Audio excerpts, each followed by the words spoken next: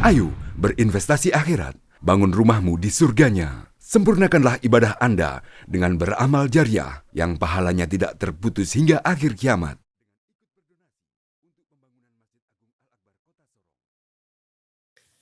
أعوذ بالله من الشيطان الرجيم.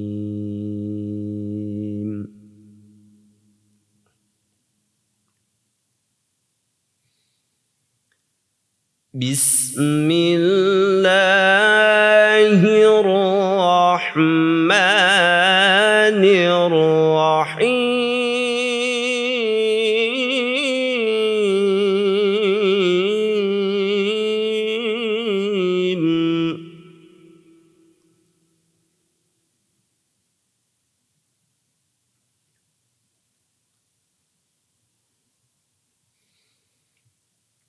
يا بني إسرائيل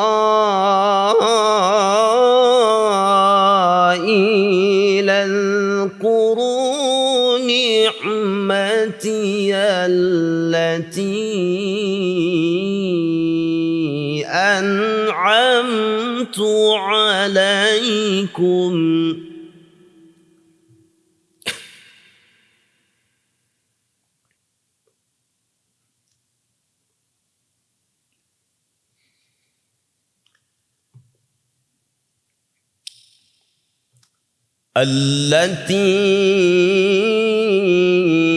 أنعمت عليكم وأوفوا بعهدي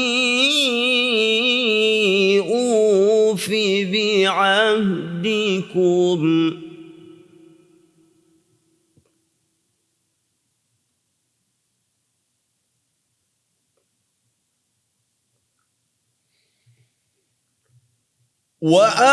وأوفوا بعهدي أوف بعهدكم وإياي فارهبون.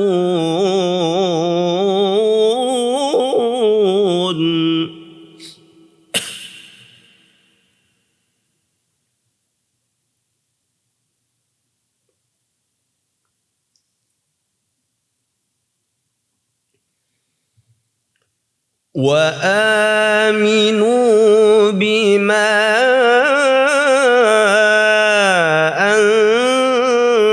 أنزلت مصدقا لما معكم ولا تكونوا أول كافر به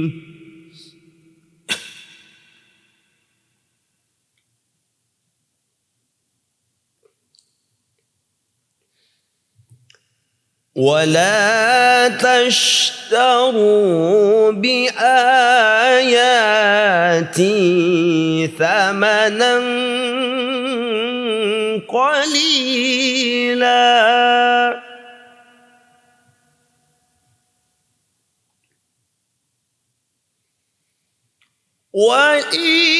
وإياي فاتقون.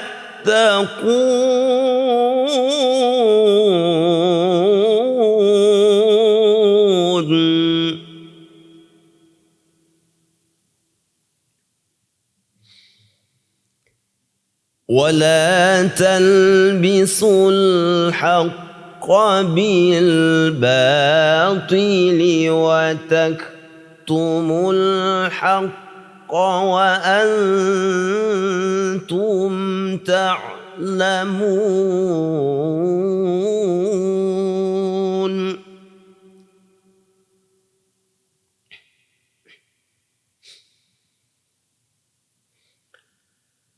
وأقيموا الصلاة وآتوا الزكاة واركعوا مع الراكعين.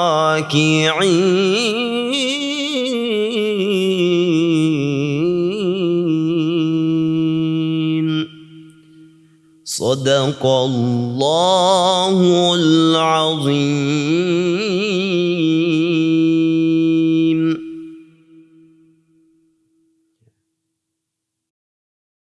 Bismillahirrahmanirrahim. Assalamualaikum warahmatullahi wabarakatuh.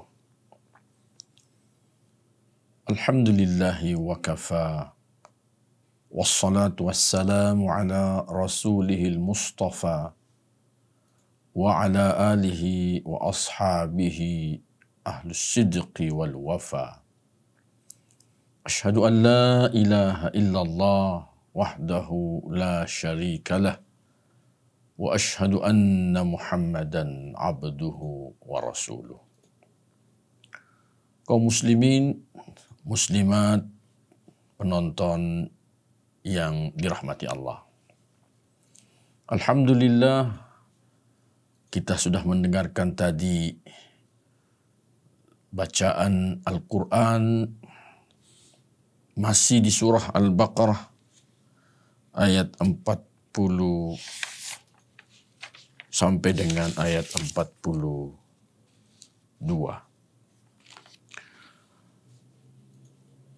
Maha benar Allah dengan segala firman-Nya. Di ayat yang ke-42, di ayat yang ke-40, di ayat yang ke-40, Allah Subhanahu wa Ta'ala memerintahkan kepada Bani Israel. Allah nyatakan, Ya Bani Israel, Uzkuru ni'mati allati an'amtu alaikum.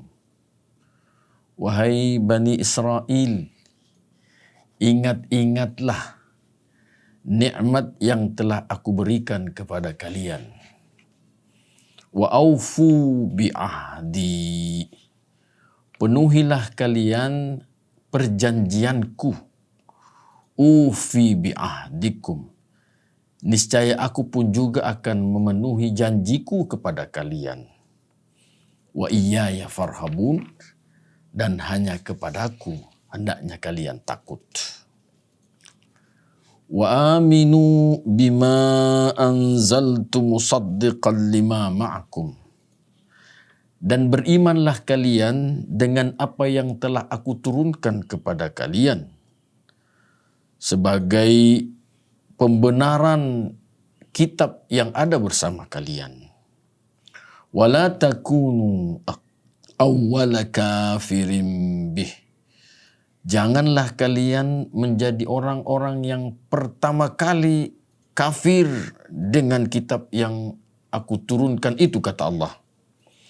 Wala tashtaru bi ayati thamanan qalila. Jangan pula engkau menukar ayat-ayatku dengan harga yang sedikit, harga yang murah. Wa iyaya fattaqun, dan hanya kepadaku hendaknya kalian bertakwa. Wala talbisul haqqa bil batil. Jangan pula kalian mencampur adukkan yang benar dengan yang salah, yang batil. Wa taktumul haqqa wa antum ta'lamun. Sedangkan kalian menyembunyikan yang hak, yang benar, sedang kalian mengetahuinya. Wa aqimus salata wa atuz zakah. Dirikan salat, tunaikan zakat, warka'u ma'ar raki'in. Rukuklah kalian bersama dengan orang-orang yang rukuk. Kaum muslimin, muslimat, hadirin hadirat yang dirahmati Allah. Bani Israel. Bani diartikan dengan anak-anak. Israel adalah nama lain dari Nabi Ya'qub alaihissalam. Jadi Bani Israel itu artinya anak-anak keturunan dari Nabi Ya'qub alaihissalam. Israel berasal dari bahasa Ibrani. Terdiri dari dua kata, yaitu Isra dan Il. Isra itu artinya abdun, Sedangkan il itu artinya Allah. Jadi Israel itu artinya Abdullah. Kaum muslimin yang dirahmati Allah. Apa perintah Allah Subhanahu wa taala kepada Bani Israel? Yang pertama adalah uzkuru ni'mati allati an'amtu alaikum. Ingatlah oleh kalian akan nikmat-nikmat yang sudah aku berikan kepada kalian. Jemaah yang dirahmati Allah. Apa saja nikmat yang Allah telah berikan kepada Bani Israel dijelaskan oleh ulama ahli tafsir kita. Di antara nikmat-nikmat yang Allah berikan kepada Bani Israel adalah anjahum min ali fir'aun. Allah telah menyelamatkan mereka dari keluarga Fir'aun. Fir'aun memperbudak mereka, menyiksa mereka, dan dengan kedatangan Nabi Musa alaihissalam, maka Allah menyelamatkan Bani Israel. Yang kedua, wa ja'ala minhumul anbiya. Allah menjadikan banyak nabi di antara kalangan mereka. Yang ketiga, wa anzala alaihimul kutub. Allah menurunkan kepada mereka kitab-kitab. Yang keempat, wa anzala alaihimul manna wassalwa. Allah menurunkan kepada mereka al-man wassalwa. Apa itu al-man? Sejenis embun, tetapi dia manis seperti madu. Sejenis embun, tapi manis seperti madu. Turun di subuh hari, dan ketika matahari terbit, maka dia pun juga menguap sebagaimana menguapnya embun tadi itu. As-salwa adalah sejenis burung seperti puyuh, tetapi mempunyai gizi yang sangat tinggi. Jadi al-manna was-salwa ini dua makanan yang Allah berikan kepada Bani Israel yang mempunyai nilai gizi yang sangat tinggi, dan mereka merasakannya, sementara di kemudian hari yang seperti itu tidak ditemukan lagi. Selanjutnya, nikmat berikutnya adalah wa fajjara lahum fil hijri al-ma. Wa fajjara lahum fil hijri al-ma. Allah Subhanahu wa taala membelah batu, kemudian dari batu yang terbelah itu mengeluarkan air sebagai mata air untuk mereka minum. Kemudian nyatakan lagi bahwa istauda'ahum minat Taurat allati fiha sifatu Muhammad sallallahu alaihi wasallam. Allah meninggalkan di dalam kitab suci mereka, yaitu Taurat, sifat-sifat dari Rasulullah sallallahu alaihi wasallam. Selanjutnya nikmat yang lain adalah bahwa Allah mengirimkan banyak nabi-nabi di kalangan mereka. Inilah nikmat-nikmat Allah Subhanahu wa taala yang Allah telah berikan kepada Bani Israel. Karenanya Allah ingin menyentil perasaan mereka bahwa ya Bani Israel uzkuru ni'mati allati an'amtu alaikum. Semoga dengan sentilan perasaan itu mereka mempunyai rasa malu untuk mendurhakai Allah Subhanahu wa taala. Jemaah yang dirahmati Allah.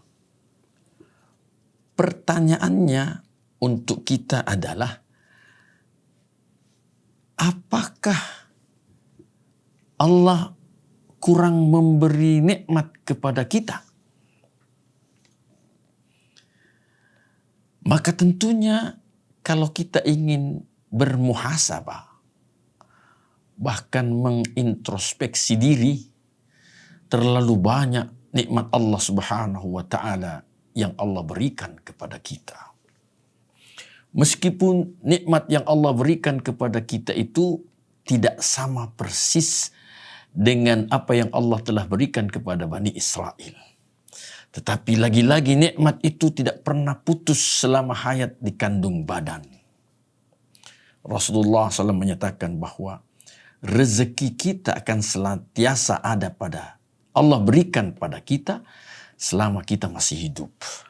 Artinya selama kita masih hidup, maka kita akan senantiasa merasakan nikmat dari Allah Subhanahu wa ta'ala. Allah Subhanahu wa ta'ala juga menyentil kita, ya, menyentil perasaan kita di surah Ibrahim ayat 34. Allah nyatakan, wa in ta'uddu ni'matallahi la tuhsuha. Jika kalian ingin menghitung-hitung nikmat Allah Subhanahu wa ta'ala, maka kalian tidak akan pernah mampu menghimpunnya. Jemaah yang dirahmati Allah, menghimpun nikmat saja kita tidak akan mampu, apalagi menghitung dan mengganti nikmat Allah Subhanahu wa ta'ala dengan materi. Nikmat mata, nikmat telinga, nikmat hidung, nikmat fisik yang begitu sempurna, nikmat rambut, nikmat lidah, nikmat kulit. Terlalu banyak nikmat Allah Subhanahu wa ta'ala yang kita tak bisa himpun pada diri kita. Pada diri kita saja kita tidak bisa himpun nikmat Allah Subhanahu wa ta'ala itu.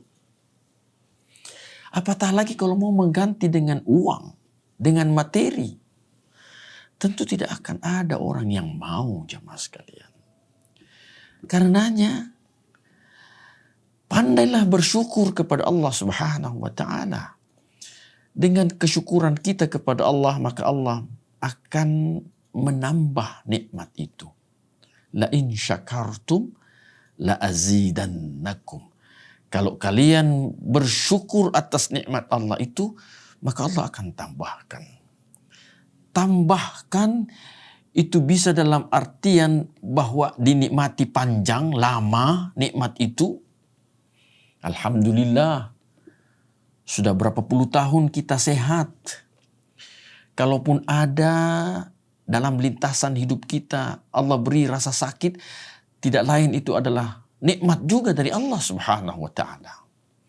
Bukankah dengan adanya lintasan musibah sakit sehingga kita bisa merasakan nikmat kesehatan? Indahnya sehat, enaknya sehat. Bukankah Rasulullah juga menyatakan bahwa sakit itu dapat menghapuskan dosa-dosa kita? Di lain hal Rasulullah juga menyatakan bahwa sakitnya seseorang yang beriman, Allah tetap menghitung amal ibadahnya sebagaimana dia sehat, kebiasaannya dia sehat. Orang yang terbiasa di masa sehatnya dia sholat, ketika sholat berjamaah terbiasa, ketika dia sakit, dan pada saat sakitnya dia tidak sempat untuk sholat berjamaah, tetap kondisinya dia sakit yang menyebabkan dia tidak bisa sholat berjamaah, itu Allah tetap menghitung dia sebagai sholat berjamaah.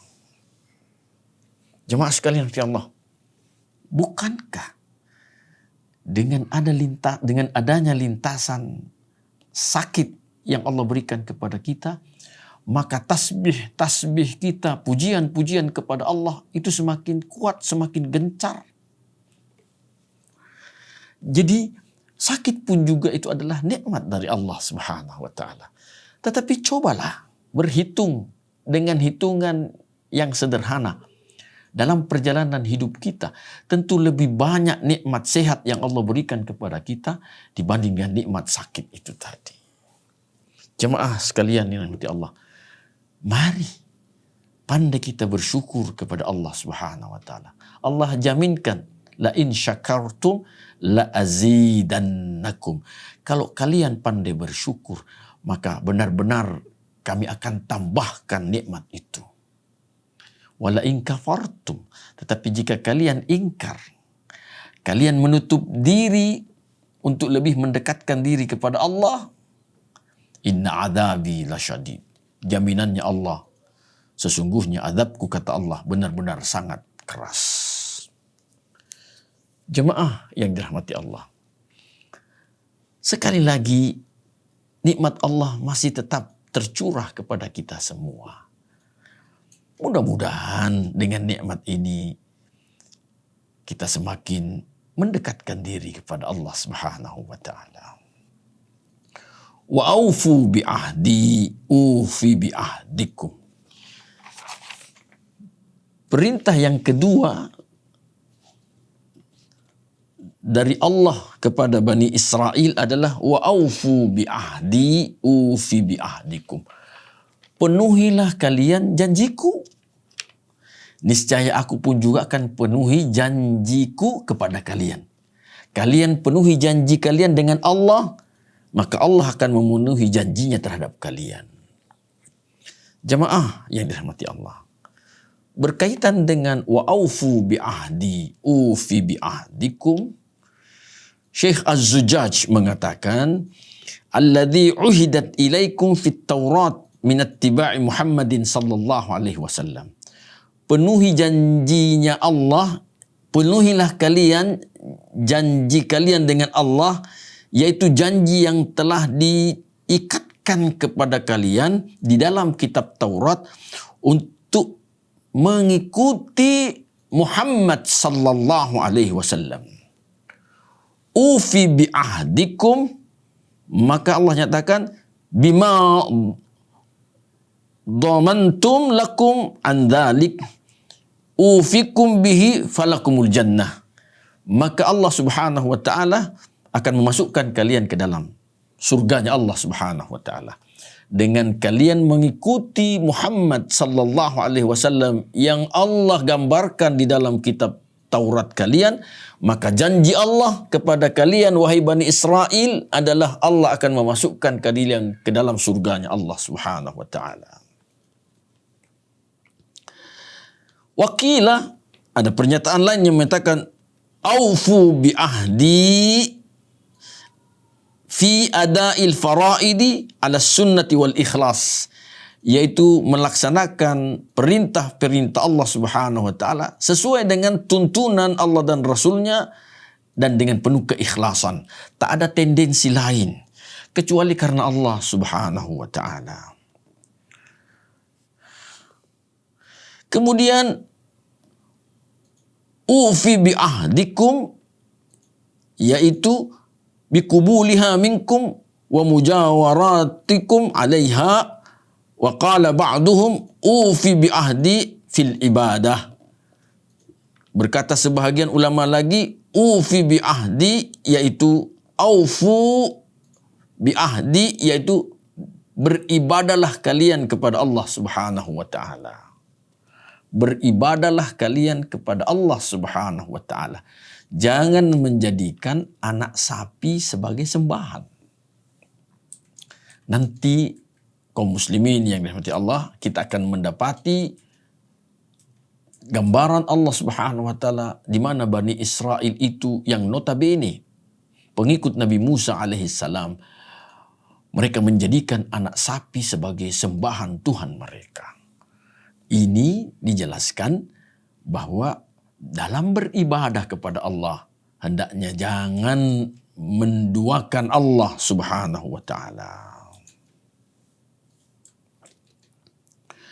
Selanjutnya aufu bi ahdi, pernyataan yang lain mengatakan aufu bi ahdi, yakni fi hifzi adabil zawahir, yaitu senantiasa menjaga dan melaksanakan adab-adab sopan santun, budi pekerti, tata krama yang nampak dalam kehidupan bermasyarakat, baik terhadap diri sendiri, dalam keluarga maupun pada orang banyak. Jadi dalam persoalan adab yang dikenal dengan istilah lain dengan akhlak, ini sejak dari dahulu jamaah yang dirahmati Allah. Akhlak, tentu ulama kita pun juga membagi bahwa akhlak itu sebahagian besar terbagi kepada dua. Akhlak kepada Allah, akhlak kepada sesama manusia, dan ada juga yang menyatakan termasuk akhlak terhadap alam semesta. Jamaah yang dirahmati Allah, spesifik, khusus Rasulullah sallallahu alaihi wasallam, pada pribadi beliau, Allah secara khusus menyatakan bahwa dalam diri Rasulullah sallallahu alaihi wasallam terdapat akhlak yang mulia. Laqad kana lakum fi Rasulillahi uswatun hasanah. Sungguh telah ada bagi kalian pada diri Rasulullah suri tauladan yang terbaik.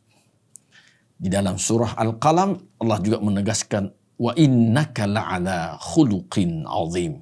Sesungguhnya engkau wahai Muhammad benar-benar berada dalam akhlak yang sangat agung. Jemaah yang dirahmati Allah. Jadi pada aufu bi'ahdi ufi bi'ahdikum itu tentu terjadi hukum kausali, hukum sebab akibat.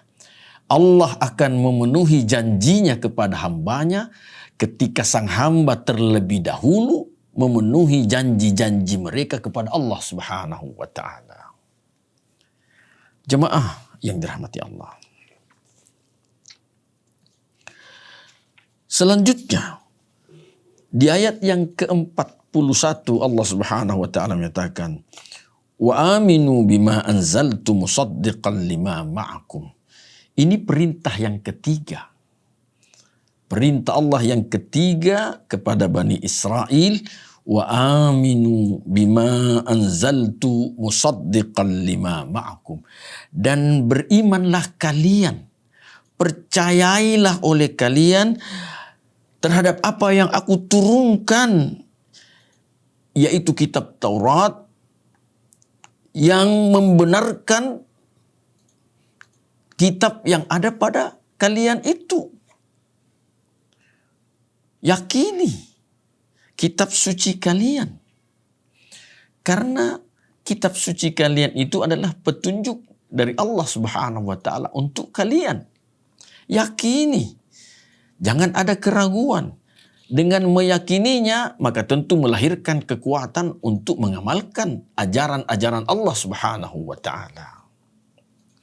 Kita, Allah turunkan Al-Quran kepada umat Muhammad sallallahu alaihi wasallam yang isinya mencakup seluruh ajaran para nabi dan rasul dari yang terdahulu, dari yang pertama sampai kepada yang terakhir. Karenanya seorang muslim yang beriman tidak boleh ragu terhadap kitab Al-Quran. Tidak boleh ragu. Hendaknya diyakini dengan seyakin-yakinnya bahwa petunjuk Allah ini adalah sebuah kebenaran yang mutlak. Sehingga dengan keyakinan itu maka kita berusaha untuk menjalankan apa yang Allah tunjukkan di dalam Al-Quran itu. Wala takunu awwala kafirin bih. Jangan kalian menjadi orang yang pertama kali ingkar terhadap kitab suci kalian. Kemudian perintah yang keempat, wala tashtaru bi ayati thamanan qalila. Jangan kalian menjual ayat-ayat Allah dengan harga yang murah. Jemaah yang dirahmati Allah. Berkaitan dengan wala tashtaru bi ayati thamanan qalila, dan jangan kalian menjual ayat-ayat Allah dengan harga yang murah, maka ada ulama ahli tafsir menyatakan innal ahbara kanu yu'allimuna dinahum bil ujrah. Sesungguhnya para rahib itu mereka mengajarkan agama mereka tetapi mereka minta digaji. Fanuhu an dzalik. Maka Allah melarang mereka dengan adanya turun ayat itu. Jemaah sekalian,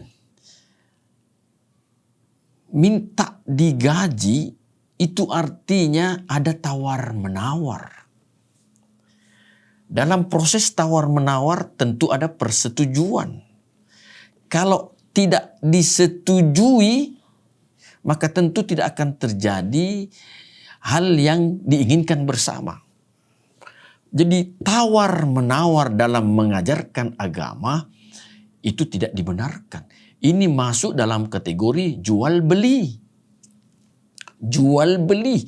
Dia menyampaikan ilmunya dengan harapan, dengan keinginan bahwa dia diberi gaji dari pekerjaannya mengajarkan ilmunya tadi. Ini tidak dibenarkan. Kemudian timbul masalah. Bagaimana mereka yang di kemudian hari mereka mengajarkan agama, mengajarkan Al-Quran, terus menerima upah. Menerima upah dari pekerjaan mereka mengajar Al-Quran, mengajar agama. Maka ada beberapa pendapat dari beberapa imam mazhab kita. Di sini dinyatakan bahwa Imam Malik, Imam Syafi'i, Imam Ahmad, Abu Thur, dan banyak ulama lagi mereka berpendapat bahwa boleh mengambil upah dari mengajarkan Al-Quran. Tetapi dengan catatan bahwa tak ada tawar-menawar. Tak ada tawar-menawar. Artinya kalau dia diberi oleh orang dari hasil, dari pekerjaannya mengajarkan Al-Quran atau mengajarkan agama, dia diberi oleh orang dan dia terima dengan ikhlas, boleh. Tapi kalau sekiranya terjadi tawar-menawar dan ada salah satu pihak yang tidak setuju, maka inilah yang masuk dalam kategori jual beli. Beliau-beliau ini para imam mazhab kita menyandarkan pendapat mereka terhadap pada hadis Rasulullah sallallahu alaihi wasallam, hadis dari Ibni Abbas radhiyallahu an, di mana di sana dinyatakan inna ahaqqa ma akhadtum alaihi ajran kitabullah. Sesungguhnya yang paling berhak kalian ambil dari kesungguhan kalian adalah mengajarkan Al-Quran, mengajarkan kitabullah. Jadi orang yang mengajarkan kitabullah adalah dia berhak mendapatkan pemberian dari orang lain. Jamaah yang dirahmati Allah.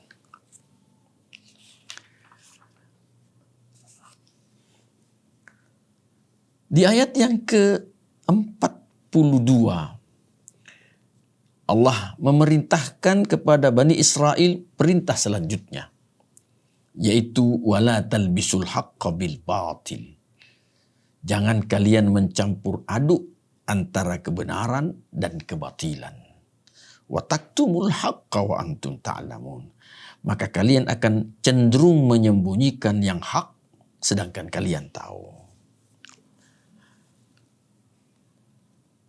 Diriwayatkan oleh Sa'id dari Qatadah tentang firman Allah Subhanahu wa taala wala talbisul haqqa bil batil, yang dimaksudkan adalah wala talbisul yahudiyah wan nasraniyah bil Islam.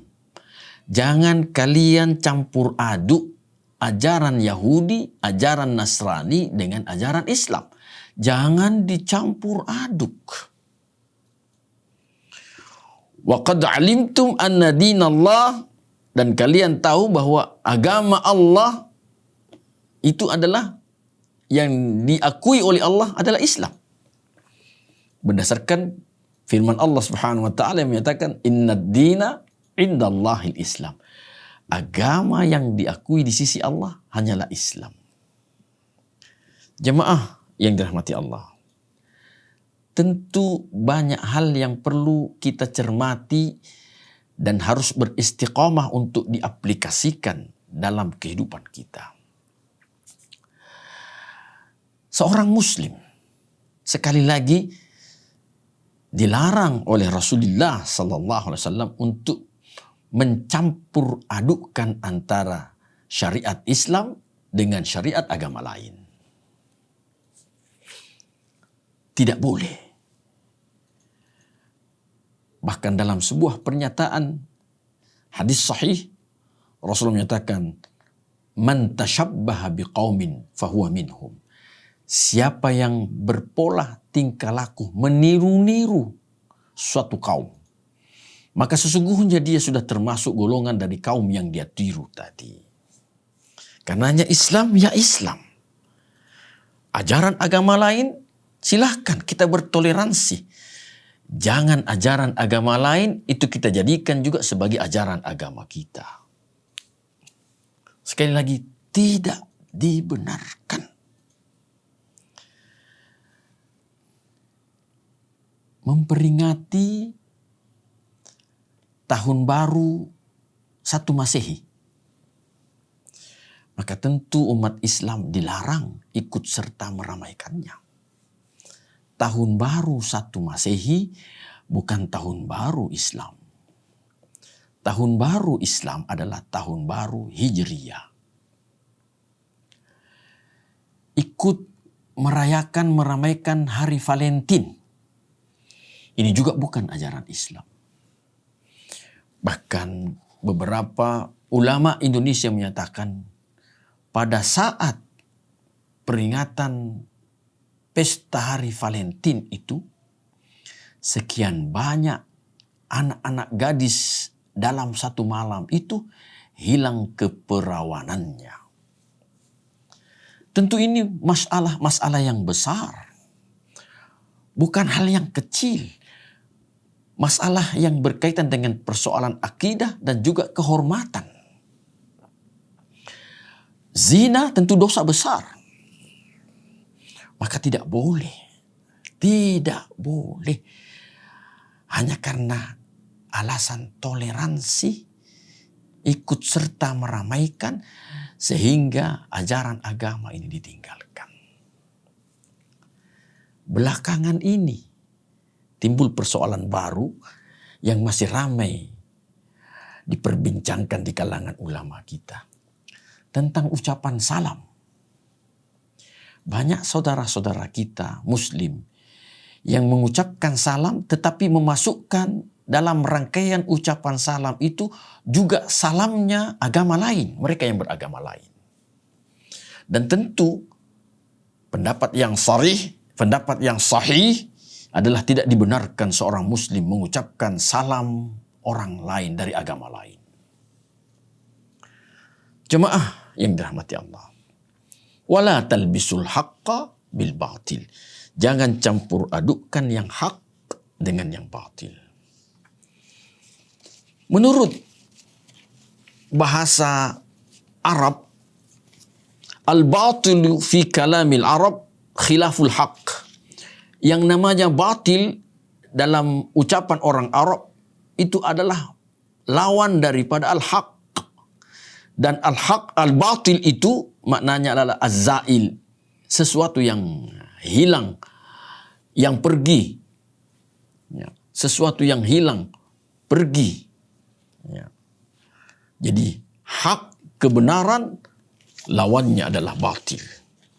Karenanya tidak dibenarkan ada bercampur adukan. Perintah Allah selanjutnya kepada Bani Israel adalah wa aqimus salata wa atuz zakah warka'u ma'ar rakiin. Dirikanlah oleh kalian salat. Wahai Bani Israel, dirikanlah kalian salat. Tunaikan oleh kalian zakat.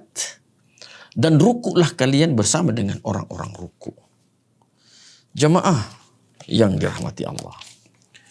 Tentang perintah salat ini, dari ayat ini dan juga di ayat-ayat yang lain bisa kita temukan, misalnya di surah Maryam ayat 31, di surah Maryam ayat 55, di surah Taha ayat 132, dan beberapa surah yang lain di dalam Al-Quran, bahwa perintah salat ini bukan hanya untuk orang Islam. Perintah salat ini adalah perintah Allah sejak dari Nabi Adam alaihi salam sampai kepada Rasulullah sallallahu alaihi wasallam. Meskipun perintah salat 5 waktu itu diterima oleh Rasulullah SAW setelah Isra dan Mi'raj. Tetapi para nabi dan rasul sejak dari dahulu kala tetap mereka melakukan salat. Dan Rasulullah gambarkan, nyatakan, itu bisa ditemukan di dalam kitab Bulughul Maram, bahwasanya perintah salat kepada para nabi dan rasul sejak dari dahulu kala itu 2 rakaat. Persoalan kapan waktunya tidak ditentukan, tetapi mereka harus salat dalam sehari itu 2 rakaat. Itu syariat Allah Subhanahu wa taala. Sangat bersyukur kita jamaah sekalian bahwa Allah menertibkan ibadah salat kita 5 kali dalam sehari semalam. Dan Rasulullah menyatakan as-salawatul khams, salat 5 waktu itu menghapuskan dosa. As-salatu mi'rajul mu'min, salat itu mi'rajnya orang yang beriman. Apa itu mi'raj? Proses berhubungan seseorang dengan Allah Subhanahu wa ta'ala. Jemaah yang dirahmati Allah. Jadi mereka pun Bani Israel diperintah untuk melakukan ibadah salat. Wa aqimus salata, dirikan salat. Mereka diperintah untuk wa atuz zakah, tunaikan zakat. Dan dalam proses itu pula, proses ibadah, mereka diperintah untuk ruku bersama dengan orang-orang ruku. Artinya berjamaah. Berjamaah. Jamaah kaum muslimin yang dirahmati Allah. Karena perintah ini diabadikan di dalam Al-Quran, maka tentu ini juga menjadi sebuah kewajiban kepada kita semua. Bahwa tidak boleh tidak, sebuah keharusan, kewajiban, bahwa pengikut Rasulullah SAW, mereka yang muslim, harus menunaikan ibadah salat.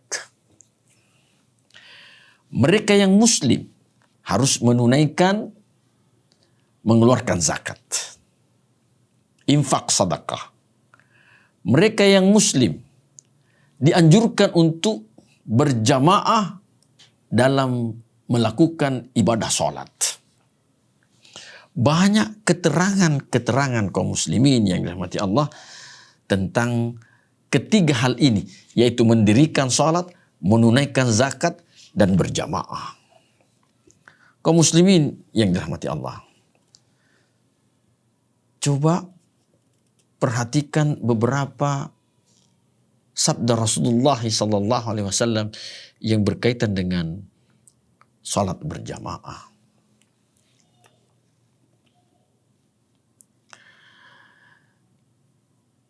Imam Abu Daud menyatakan, as-salatu fil jama'ati fardun ala kulli ahadin.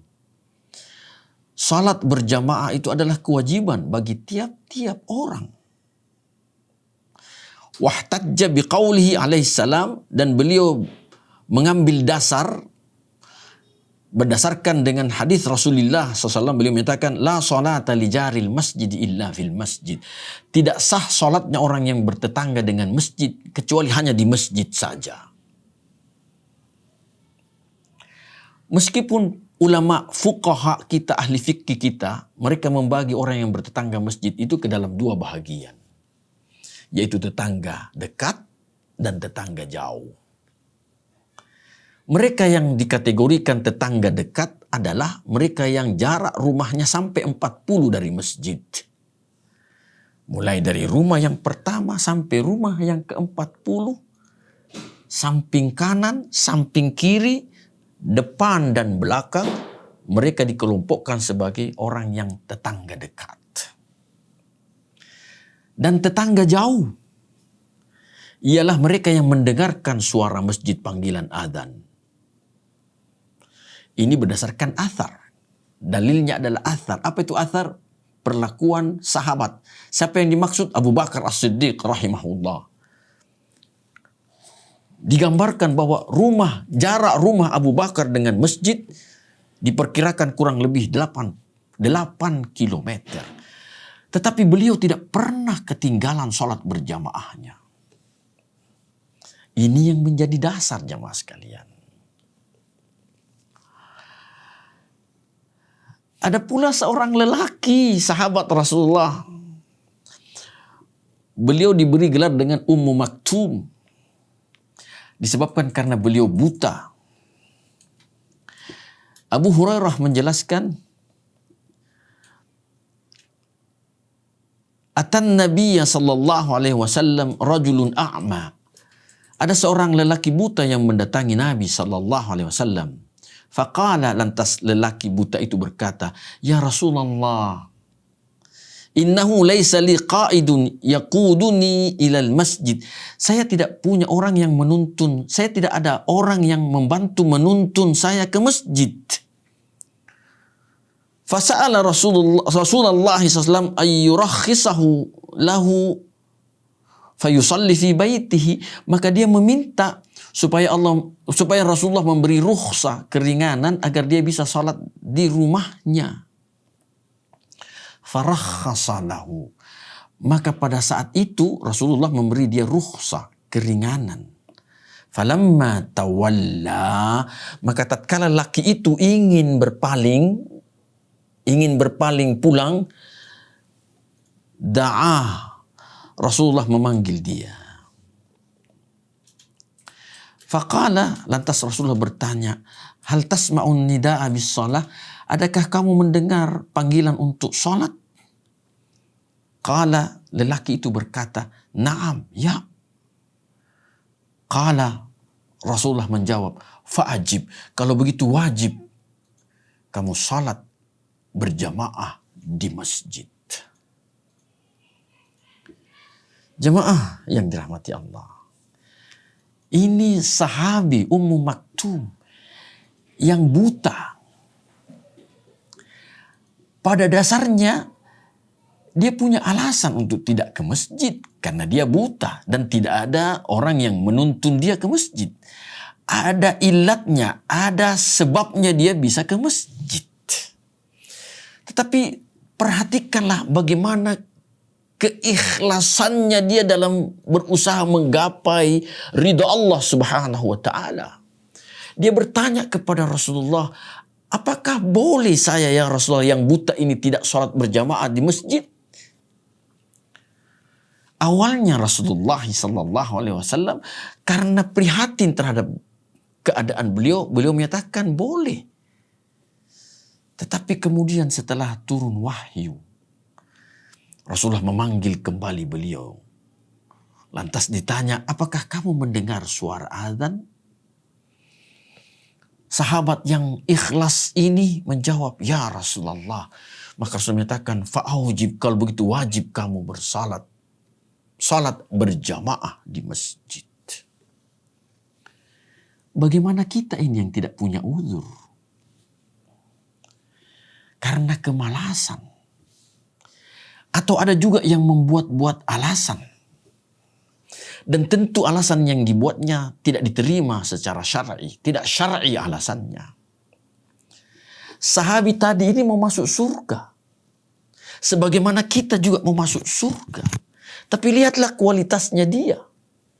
Dan perhatikan kualitas kita. Yang notabene sama-sama juga ingin mengharapkan ridhonya Allah. Memasuk surganya Allah Subhanahu wa ta'ala. Mudah-mudahan ini direnungkan kaum muslimin yang dirahmati Allah. Bahwa dalam salat yang kita lakukan harus dilakukan dengan berjamaah. Banyak hikmah dan di antara hikmahnya Rasulullah menyatakan bahwa sekalipun kualitas ibadah seseorang, tetapi ibadah salat seseorang kualitasnya buruk, namun dilakukan dengan berjamaah, ibadah salatnya berjamaah, tetap terhitung sebagai ibadah yang sempurna, ibadah salat yang sempurna. Kenapa? Karena dengan berjamaah saling menutupi kekurangan-kekurangan tadi. Kaum muslimin yang dirahmati Allah. Jujur harus kita akui bahwa tidak ada di antara kita yang bisa khusyuk dalam salat mulai dari awal sampai akhir. Mulai dari takbiratul ihram sampai salam. Lantas dia khusyuk sepanjang ibadahnya itu tidak ada. Sementara khusyuk menjadi salah satu hal yang di sebuah keniscayaan dalam sholat. Menjadi salah satu syarat sahnya salat kita adalah khusyuk.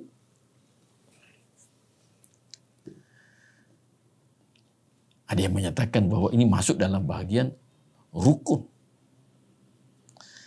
Tetapi jamaah sekalian, kalau kita berjamaah, maka kurangnya khusyuk kita pribadi itu akan tetap dihitung sempurna oleh Allah Subhanahu wa taala. Sementara kalau kita salat sendiri, di samping pelanggaran-pelanggaran yang lain, kita melanggar perintah untuk berjamaah, tetapi yang pasti pula bahwa kita akan senantiasa diselimuti dengan ketidakkhusyuan. Dan ini tentu berbahaya terhadap ibadah sholat kita.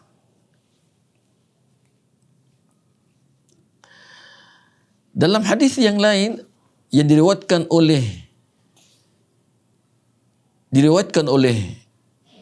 Ibnu Abbas, Rasulullah SAW beliau bersabda, "Man sami'an nida'a falam yamna'hu min ityanihi udhr." Siapa yang mendengarkan azan dan tidak ada uzur yang menghalanginya.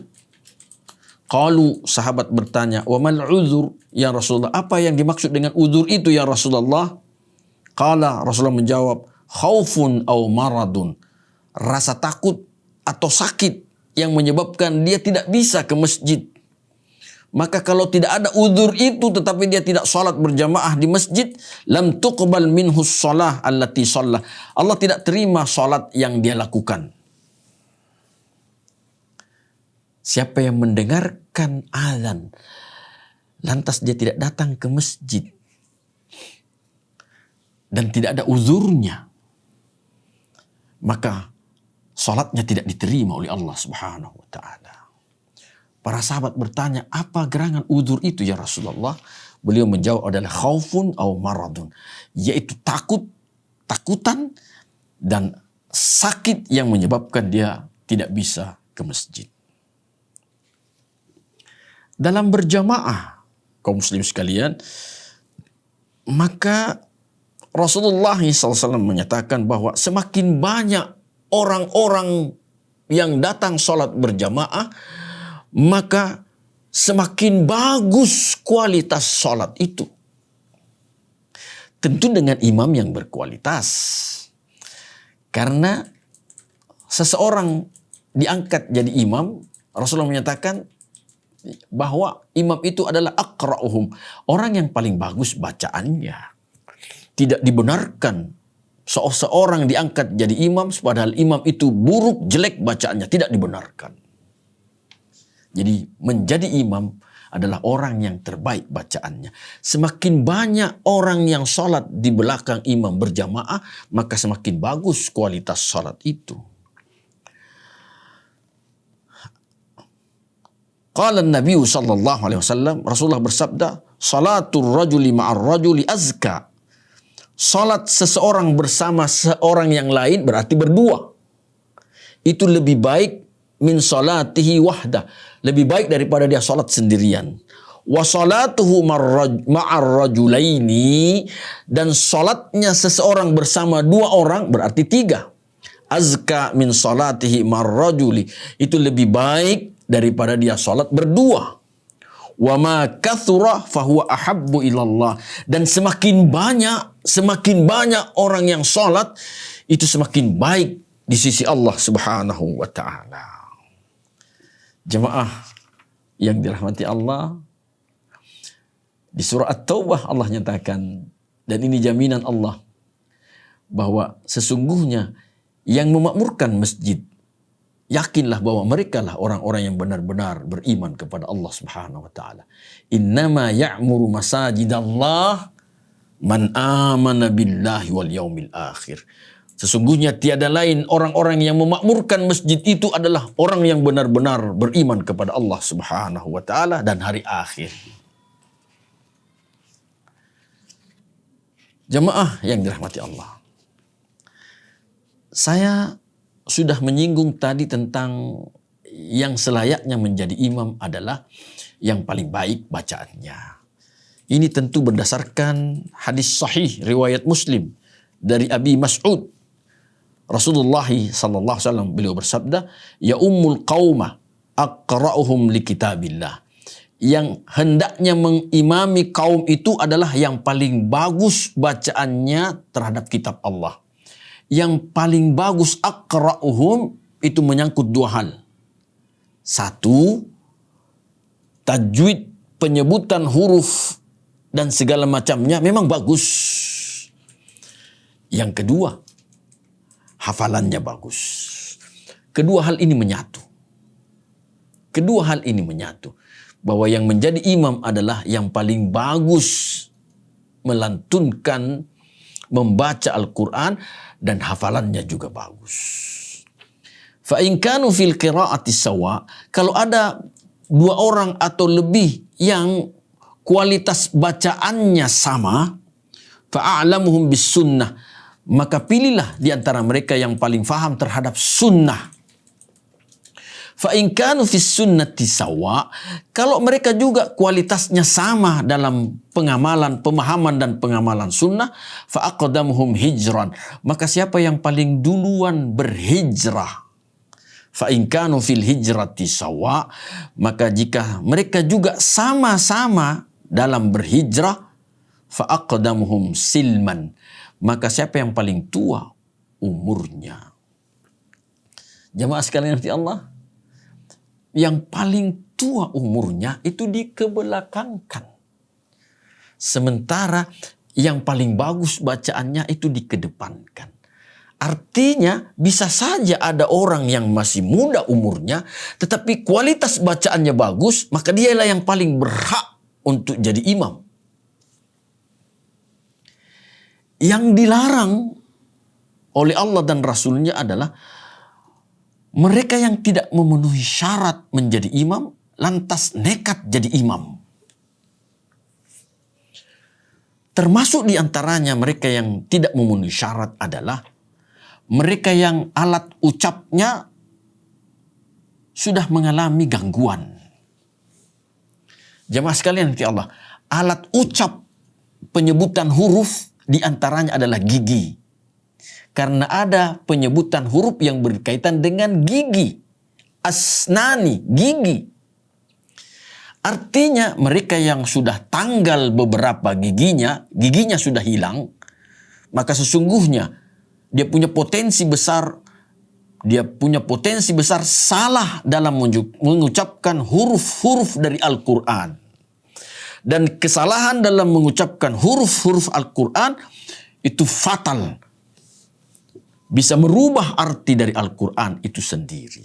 Karenanya, sekalipun hafalannya bagus, hafalannya banyak, tetapi karena giginya yang merupakan salah satu alat ucap itu, alat penyebutan huruf, giginya beberapa tanggal, beberapa giginya hilang, sehingga penyebutan hurufnya sudah tidak sempurna, maka dia tidak boleh menjadi imam.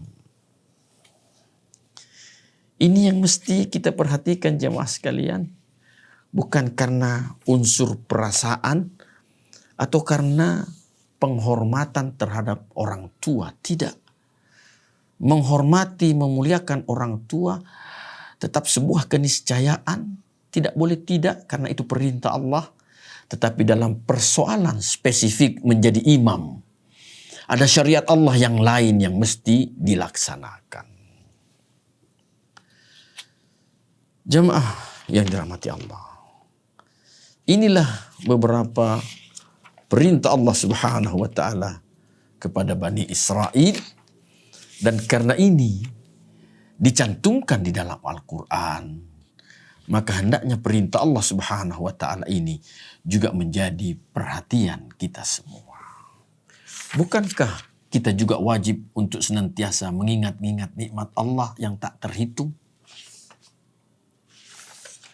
Bukankah kita tidak boleh mengingkari nikmat Allah? Bukankah kita tidak boleh mencampur adukkan antara yang benar dengan yang batil? Bukankah kita juga wajib sholat? Bagi mereka yang sudah memenuhi kewajiban untuk berzakat, keluarkan zakat. Bagi mereka yang belum berwajib zakat, tetap berinfak, bersedekah. Dan semua itu insya Allah akan mendatangkan rahmat Allah Subhanahu wa ta'ala. Semoga Allah senantiasa memberi hidayah, taufik dan inayahnya kepada kita semua. Hadanallahu wa iyyakum ajma'in. Assalamualaikum warahmatullahi wabarakatuh. Ayo, dukung media dakwah Masjid Agung Al-Akbar dengan ikut berdonasi pengadaan alat multimedia dan operasional dakwah. Usia boleh terputus, pahala jariah mengalir terus.